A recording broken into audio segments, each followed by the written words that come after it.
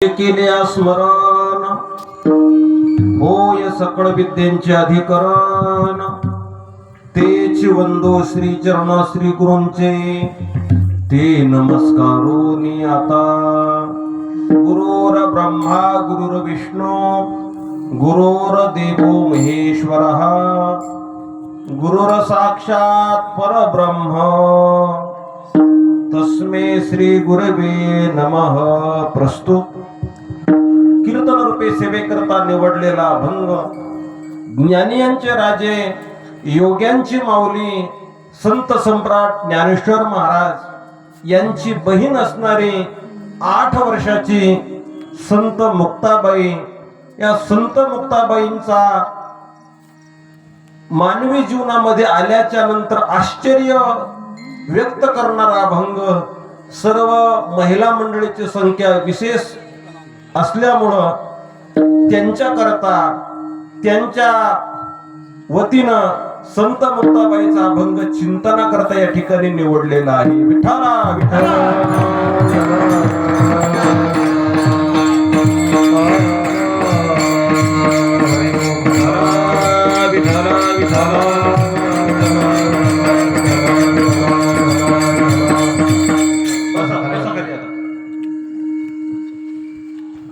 बस बस खाली बस. विठ्ठला विठ्ठला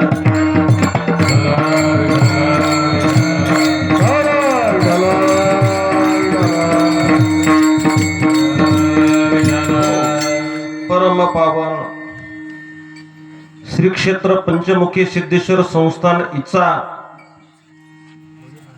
या संस्थान मध्ये अखंड हरिनाम सप्ताह तथा शिव महापुराण कथा हरिभक्त परायण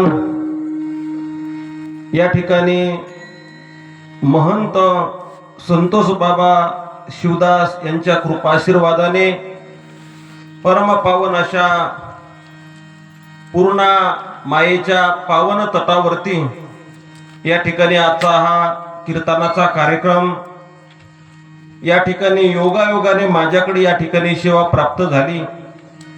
मलाही माहिती नव्हतं आज माझी सेवा असेल आणि तुम्हाला माहित नव्हतं की नवरदेव तर होता एक आणि उभा राहिला दुसरा. करता काय आता, तुम्ही ज्या नवरदेवाला पाहण्याकरता आले परंतु काही अडचण असल्यामुळं थोडा कार्यक्रमामध्ये चेंजिंग झाली आणि हरिभक्त परायण या ठिकाणी उभ्या मंठा तालुक्यामध्ये ज्यांची या ठिकाणी ख्याती आहे असे हरिभक्त परायण आमचे संगीत विशारद उल्हास महाराज सहज जेवता जेवता म्हणले, बाबा आज कार्यक्रम तुम्हालाच करावा लागतो. मी म्हणलं ओव्हर टायमाचा जर 5000 भेटत असेल तर कशाला संधी सोडावी. चालता चालता इशारा केला आणि मग या ठिकाणी या संस्थांचे अध्यक्ष या ठिकाणी नारायणराव महाराज त्यांनी या ठिकाणी हा सगळा विषय या ठिकाणी केला आणि या विषयांना हरिभक्तपरायण आपल्या बाबांनी या ठिकाणी सहमती दर्शवली आणि म्हणून माझ्याकडे ही कीर्तनाची सेवा आली. माझ्याकरता या ठिकाणी पर्वणी आहे, परंतु काही काही लोक फार मोठ्या आशेने आले होते. हो महाराज, ते म्हणले मोठ्या बाबाचं कीर्तन आहे, मोठ्या महाराजचं कीर्तन ऐकण्याकरता आले. पण आता करावं काय महाराज, नाविलाज असल्यावर गंज इच्छा आहे महाराज बसने प्रवास करायची, परंतु बस कॅन्सल असेल तर टमटमने सुद्धा प्रवास करावा लागतो. विठाला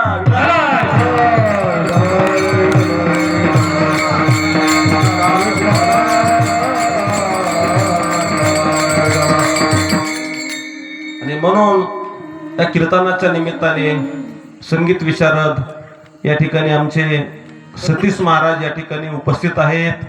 त्याचबरोबर हरिभक्तपरायण विशारद आमचे जनार्दन स्वामी या ठिकाणी उपस्थित आहेत. तब्येत साथ देत नसताना सुद्धा ते या ठिकाणी आहेत, त्यांनाही धन्यवाद. त्याचबरोबर या ठिकाणी विश्वनाथ महाराज आहेत आणि आमचे विनेकरी महाराजाकरता एकदा टाळ्या वाजवा महाराज. आणि आम्ही व्यासपीठकार पाहतो तर व्यासपीठ बी करायचं, कीर्तनामध्ये विना बी घ्यायचा पण आमच्या बऱ्याचशा कीर्तनाला महाराज पॅन्ट घालून येणेकरी असते, पण हे धोतर नसले त्याच्याकरता यांना लाख लाख या ठिकाणी शुभेच्छा. त्याचबरोबर आमच्या ताई सुद्धा या ठिकाणी तुळस घेऊन उभे आहेत. काय ना, आमच्या दोन्ही ताईला धन्यवाद. उभ्या जालना जिल्ह्याचं वैभव हरिभक्त परायण आमचे मुळे आबा या ठिकाणी उपस्थित आहेत. आबांना या ठिकाणी धन्यवाद. त्याचबरोबर या ठिकाणी ज्यांनी आमच्या बाबांची या ठिकाणी सानिध्य प्राप्त करून घेतलं, महाराज या ठिकाणी आहेत. त्याचबरोबर आमचे या ठिकाणी घुले साहेब आहेत. हे सगळे वारकरी संप्रदायाचे 2045 मधले कीर्तनकार या ठिकाणी सगळे छोटे छोटे मुलं उभे आहेत. खरं तर पाहिलं तर हे मुलं या टायमाला गोधाड्यात पाहिजे, तो आई वडिलाचे उपकार हे कीर्तनात उभे, त्यांच्याकरता एकदा टाळ्या वाजवा. आमच्या संस्थेचे सगळे विद्यार्थी, त्याचबरोबर ज्यांचे या ठिकाणी साऊंड सिस्टीम आहे. महाराज जरी आपसोरी असला तरी त्या महाराजाचं व्याख्यान स्वरामध्ये आणावं असे सुंदर साऊंड सिस्टीम आमच्या वेदांत साऊंड सिस्टीम वाले, त्यांनाही धन्यवाद. तुम्ही सर्व पुरुष मंडळी, माझ्यापेक्षा वयाने ज्ञानाने श्रेष्ठ मंडळी, तुमच्या चरणी सर्व माता माऊल्यांच्या चरणी समर्पण करून सेवेला या ठिकाणी प्रारंभ करतो. महाराज म्हणतात, पुढचा आपणाची पडवीजे आणि पडे तरी माथा तुकीचे. ज्ञानोबा म्हणतात, पोपटाला बोलवण्याचं मालकाने शिकवावं, आणि तो पोपट चांगला बोलू लागला की मालकानेच काय करावी, मान हलवावी. तसं हे सगळं माझं जे कीर्तन आहे ना, हे सगळं आमच्या सिद्धेश्वर परमात्म्याच्या आशीर्वादाने, आपल्या संस्थांचे मठाधिपती संतोष बाबा यांच्या आशीर्वादाने, वैकुंठवासी किसन बाबाच्या आशीर्वादाने जे बरोबर असेल ते सगळं त्यांचं राहील, म्हणजे चुकीचं असेल ते माझ्या बुद्धीचे दोष आहेत. या पामराला सुद्धा किसन बाबाचं दर्शन या एक वेळेला घडलं. आमचे त्या टायमाचे 2005-06चा विषय असेल, गंगाधर महाराज मुंडे होते, इकडं कुठंतरी गाव होतं त्यांचं, आणि त्या व्यक्तीनं मला 2006 मध्ये महाराजांचं या ठिकाणी संस्थाने नेलं आणि त्या ठिकाणी मला दर्शन घडलं. मधल्या काळामध्ये माझा त्यांचा संबंध थोडा कमी आला, पण या जीवाला त्यांचं या ठिकाणी दर्शन घडलं, हे माझं मी भाग्य समजतो. विठाला विठाला.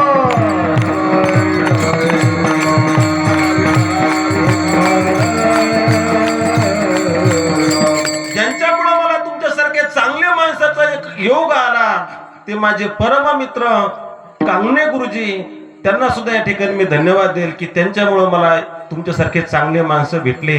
नाही तर एवढे सुंदर विनेकरी कुठे भेटते हो आम्हाला. पहा ना, काय सुंदर विणा वाजवले, किती सुंदर विणा वाजवले. हे चांगले माणसं मला कांगणे गुरुजीमुळे भेटले. म्हणून वेळेमध्ये आपल्याला थांबायचंय. तुम्ही आता लक्षपूर्वक ऐकायचं.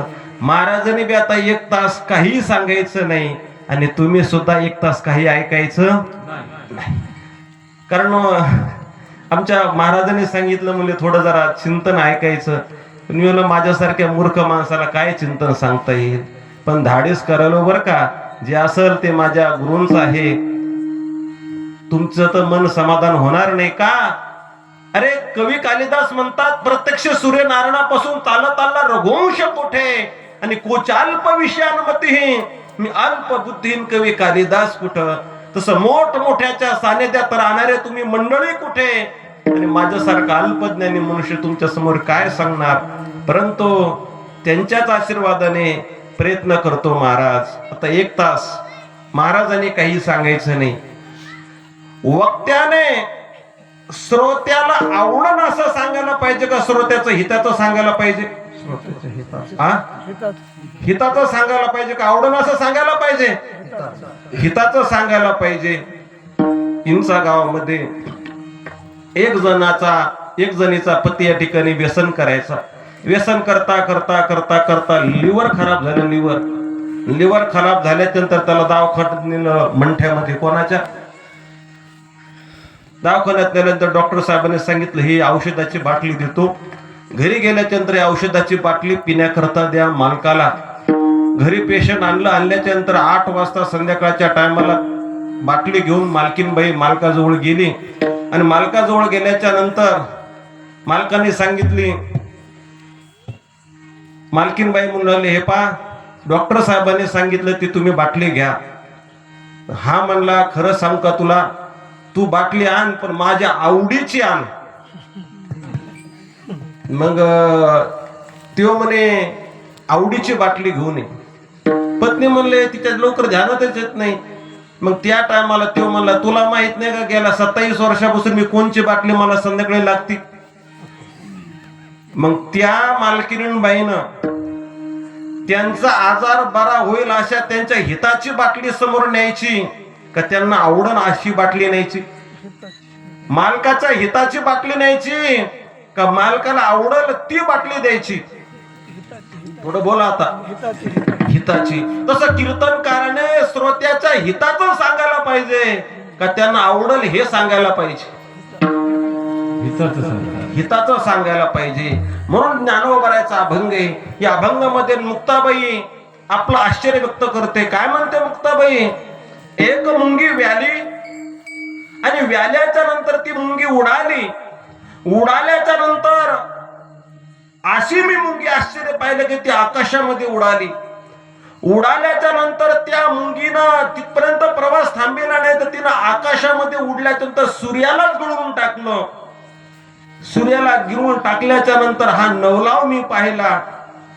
मुक्ताबाई, पुन्हा काय नवलाव पाहिला हो? मुक्ताबाई म्हणले, वांज स्त्रीला पुत्र संतान झालेलं मी या ठिकाणी पाहिलं. आणि पुन्हा एक आश्चर्य असं पाहिलं की इतकुसा छोटासा इंचू पाताळ लोकांमध्ये गेला आणि एवढा मोठा शेष नारायण त्या विंचवाचं काय करतो? दर्शन घेतो. छोटीशी मासी उडाली आणि व्याली ती. आणि व्याल्याच्या नंतर माशीला जन्म न देता माशी काय झाली? घार झाली. आणि तिला पाहून मुक्ताबाई म्हटले, मी हसले. असा थोर नवलाव मी माझ्या डोळ्यांनी पाहिला. असं या मुक्ताबाईचं आश्चर्य. मला वाटतं ते मुक्ताबाईचं आश्चर्य इंचा गावातल्या मुक्ताबाईला कळालं तर माझं कीर्तन सफल झालं. विठाला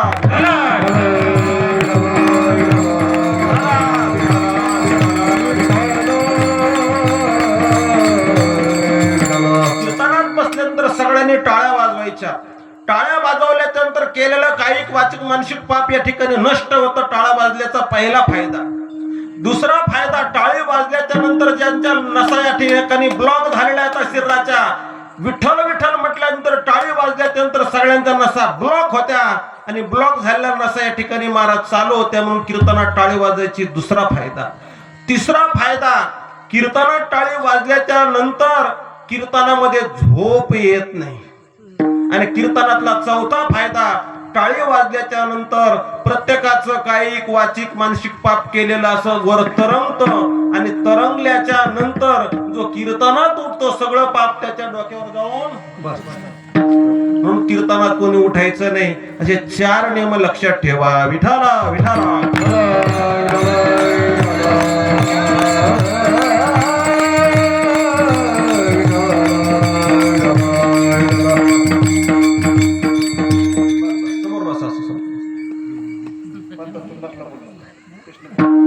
चिंतन करता जो अभंग घेतलेला आहे. मुक्ताबाई म्हणते, या जगतामध्ये चैतन्याशिवाय दुसरं काहीच नाही. या जगतामध्ये परमात्माच आहे. तोच परमात्मा नाना रूपाने नटलेला आहे. आणि सच्चित आनंद स्वरूप असणारा परमात्मा, पण या परमात्म्याजवळ असणारा हा जीव, परंतु या जीवाला असं वाटलं की आता आपण परमात्म्याजवळ भरपूर दिवस राहिलो, आपण जरा फेर फटका मारून येऊ. 12 महिने गावात घरात राहणाऱ्या माणसाला सुद्धा वाटतं कमीत कमी 1 महिना तरी उन्हाळ्याच्या सुट्ट्यामध्ये आपण काय करायला पाहिजे? थोडं फिरून यायला पाहिजे. आणि मग फिरून येण्याकरता आज ज्या टायमाला जीव निघाला त्या टायमाला या जीवाने शिवस्वरूप सोडलं आणि जीव स्वरूपाला हा ठिकाणी प्राप्त झाला. आता जीव स्वरूपाला प्राप्त झाला, हे चांगलं झालं का वाईट झालं? बोला आता, थोडं थोडं बोलायचं. माझ्याकडे पहा, माझ्याकडे परमात्मा स्वरूप सोडून जीव स्वरूपाला प्राप्त झाला. ही गोष्ट चांगली घडली का वाईट घडली? जरा लक्षपूर्वक बोला आता तुम्ही जरा. हो, मी उगाच माणसं जवळ करतो का? एवढ्या माणसं तुम्हाला जवळ केलं, चांगलं कसं झालं? अरे मोदी साहेबांची संगती सोडली, ग्रामपंचायतच्या सदस्याची संगती चालू केली, चांगलं झालं का? वाईट झालं. परमात्मा स्वरूपाला सोडलं आणि जीव स्वरूपाला या ठिकाणी प्राप्त झालं. वाईट घडलं, पण वाईट घडल्याच्या नंतर हा जीव अन्य देशामध्ये या ठिकाणी जन्माला आला नाही, भारत देशामध्ये जन्माला आला. अमेरिकेमध्ये जन्माला आला असतं तर अमेरिकेमध्ये त्याला भजन कळालं नसतं. अमेरिका ही भोगभूमी आहे, चीन एक लोभभूमी आहे. अरे चीन मध्ये फक्त पैसा लागतो, लोभ लागतो, पैसा. मागच्या काळामध्ये त्या चीनला असं वाटलं की या भारतामध्ये किंवा अमेरिकेमध्ये अर्थव्यवस्था या ठिकाणी बदलली पाहिजे, म्हणून त्यांनी त्यांच्या डॉलरची किंमत वाढवली. तर सोनं 1,40,000 2 लाखावर गेलो होतं. किती लाखावर गेलो होतं? 2 लाखावर. आणि त्यांच्या लक्षात आलं की आता पुन्हा भाव मागे पुढे झाले पाहिजे. लगेच डॉलरची किंमत मागे केली तर 2 लाखाचं सोनं किती लाखावर आलं होतं? 1,40,000 आलं, म्हणजे 60,000 उतरलं. चीन एक लोभभूमी आहे, अमेरिका एक भोगभूमी आहे. अरे अमेरिकेत जर मध्ये मनुष्य जन्माला आला तर एक मनुष्य मरेपर्यंत 10 पत्न्या करतो आणि एक स्त्री मरेपर्यंत 10 पती करते, फक्त भोग, बाकी काही. पण हा जीव अमेरिकेमध्ये न येता भारत देशामध्ये जन्माला आला. चांगल्यातलं वाईट घडलं, पण आता वाईटातलं चांगलं घडलं ना. अन्य देशात जन्माला आला नाही, भारत देशात आला. चांगल्यातलं वाईटातलं चांगलं घडलं. अजून हा जीव 4 पायाच्या पशुच्या योनीला प्राप्त नाही झाला, मनुष्य योनीला प्राप्त झाला. हे सुद्धा वाईटातलं काय घडलं? चांगलं घडलं. नाहीतर आपल्याला जर पशु योनी प्राप्त झाली असती तर बऱ्याचशा इंचा टाकळखोपा शिरपूरच्या गावातल्या 4 पायाच्या बैलाला असं वाटू लागलं की मला सिद्धेश्वरांच्या मंदिरामध्ये आज कीर्तन ऐकायला जायचे, पण येता आलं का? किती पायाच्या? वर पाहा जरा, किती पायाच्या? मी 4 पायाच्या बैलाचं सांगायला आलो का?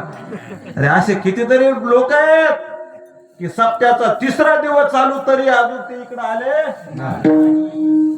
वाईटातलं चांगलं घडलं की पशु योनी प्राप्त झाली नाही, मनुष्य योनीला प्राप्त झालं. अरे मनुष्य योनीला प्राप्त होऊन सुद्धा नाथ महाराज म्हणतात, पाहुणे मनुष्यपणा जो न साधी ब्रह्मज्ञाना तो लांडा गर्दप जाना पुच्छे विना 2 पायी. नाथ महाराज म्हणतात, अरे मनुष्य योनीला प्राप्त होऊन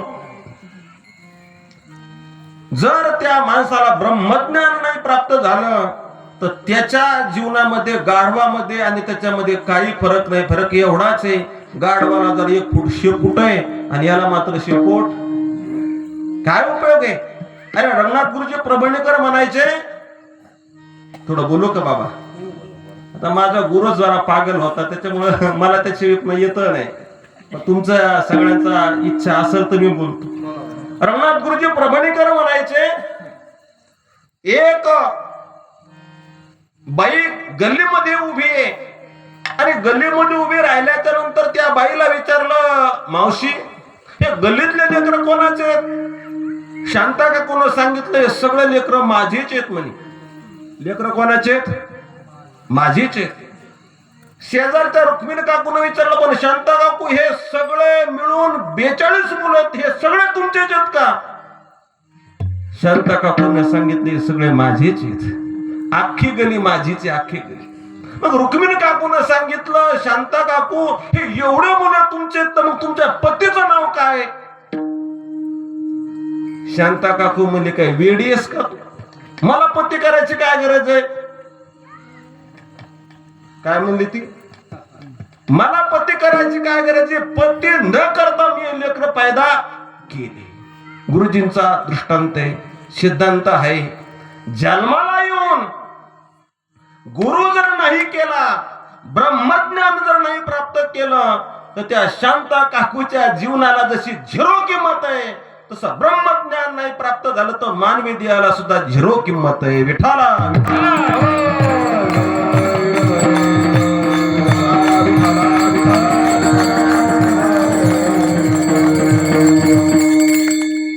मनुष्य जन्म प्राप्त होऊन या मनुष्य जीवनामध्ये ब्रह्मज्ञान प्राप्त होणं अत्यंत महत्वाचे. ठीक आहे, मनुष्यला प्राप्त झालो आणि मनुष्यला प्राप्त झाल्याच्या नंतर आपल्याकडे एक अनमोल किमतीचा हिरा आहे, आपल्याकडे अनमोल किमतीचे एक रत्न आहे. तुमच्याकडे ते काय नाव तुमचं? रमेश भाऊ, तुमच्याकडे एक रत्न आहे, अनमोल किमतीचं आहे, पण तुम्हाला माहित नाही. सांगू का? कोणाला सांगणार नाहीत ना? 100%. सांगू का? पण लोक घेतात बघ का. तुमचा हो द्याला लोकांचा काय घेऊन बसलंय? फायदा अगोदर आपला झाला पाहिजे, नाही तर लोकांचा काय घेऊन बसले. तुमच्याकडे एक रत्न आहे, त्या रत्नाचं नाव आहे बुद्धी. त्या रत्नाचं नाव काय आहे? बुद्धी. आणि ही जी बुद्धी आहे ना महाराज, ही बुद्धी मानवाच्या ठिकाणी जेवढी सुंदर, जेवढी योग्य बुद्धी आहे, तेवढी बुद्धी इतर देहामध्ये नाही, इतर पशुमध्ये नाही. आता ही जी बुद्धी आहे ना, तर ह्या बुद्धीचं रूपांतर संत मुक्ताबाई मुंगीच्या रूपामध्ये करतात. संत मुक्ताबाईने या बुद्धीला रूपांतर कशाचं दिलं? मुंगीची संज्ञा दिली. आता एक मुंगी आहे, बुद्धिरूपी मुंगी आहे. आता प्रत्येकाने आपण आपल्या मुंग्या सांगितल्या, 3 लोकांच्या मुंग्या सांगतो. एक मुंगी आहे संत एकनाथ महाराजांची, एक मुंगी आहे माझ्या जगद्गुरु तुकोबरायची, आणि एक मुंगी आहे तुमची आमची. तुमची आमची मुंगी सांगतो. माणसं म्हणतात, हे पा, अरे मोठं म्हणून अभिमान धारण करून लाकडं फोडण्यापेक्षा माणसाने लहान होऊन काय व्हायला पाहिजे? मुंगी होऊन काय खायला पाहिजे? साखर खायला पाहिजे. पण खरं सांगा, माणसाला मोठं हो वाटतं का लहान हो वाटतं? थोडं बोला बाबा, थोडं थोडं. प्रत्येकाचा प्रयत्न लहान होण्यासाठी का मोठं होण्यासाठी? मोठं होण्यासाठी. तुम्हाला बिनविरोध सरपंच करायचे होताल का नाही? बिनविरोध हो म्हणाले. पहा, प्रत्येकाला मोठं हो वाटतं, लहान कोणाला हो वाटत. अरे जगद्गुरु तुकोबरा म्हणतात, भल्या माणसा मी तुला एक मुंगी सांगतो, लहानपण देगा